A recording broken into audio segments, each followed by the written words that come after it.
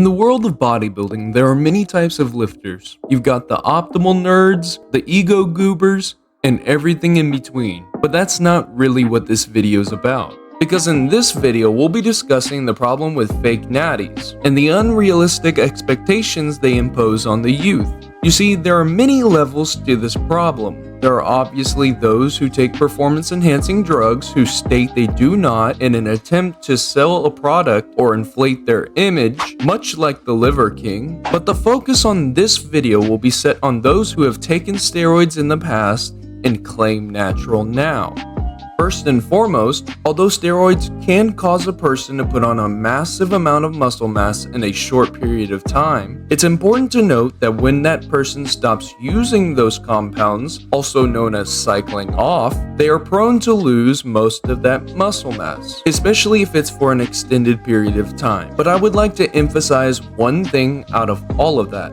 They are prone to lose most of that muscle mass. When your body puts on muscle, it's adapting to the stress that was induced during prior sessions of weightlifting, because the body has been adapted to super physiological levels that may have been impossible for the body to ever reach naturally. The body will memorize what it was like to hold that level of muscle and then make it much easier to put on previously built muscle in the future. This is known as muscle memory. To put this into perspective, Chris Bumstead could stop all steroid usage tomorrow, wait a year, maybe even 2, and then his hormone levels would go back to normal ranges, and then he would be able to compete in natural competition. His blood work would show that he is, in fact, natural, but I don't think there's a single soul on planet Earth who would find this to be fair. Secondly, the CNS overload that's imposed when a person undergoes steroid use is also oftentimes on a super physiological level. This means the person who used performance-enhancing drugs may have been exposed to weight the body may not have ever been able to handle naturally, ultimately causing the person to have higher levels of muscle maturity, which in short means their muscles are more developed.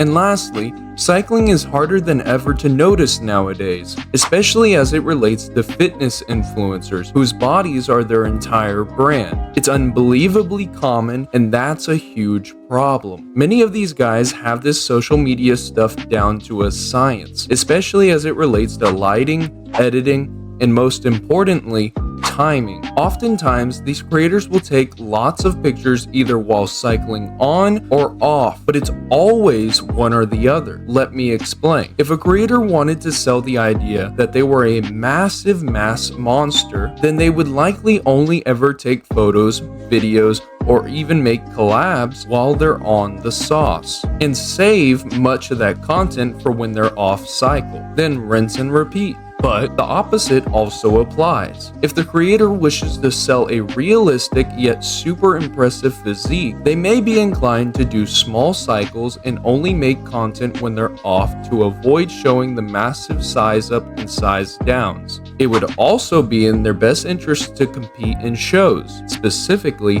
natural shows, where they would be forced to hop off cycle, but also be given a reason for poor blood markers. I mean, it's almost like a cheat code. It's no longer a matter of, oh, I just have good genetics, although it may be true. In many cases, it's too hard to prove whether or not that's actually the truth. The point of this video was to spread awareness about steroids and just how impactful they are, even after using them. Remember guys, if it looks unnatural, it probably is. And it doesn't just have to do with whether or not they're on something. Most of the biggest influencers edit their photos that are taken with the best cameras in the best setting to make content. Nothing about what they do is natural.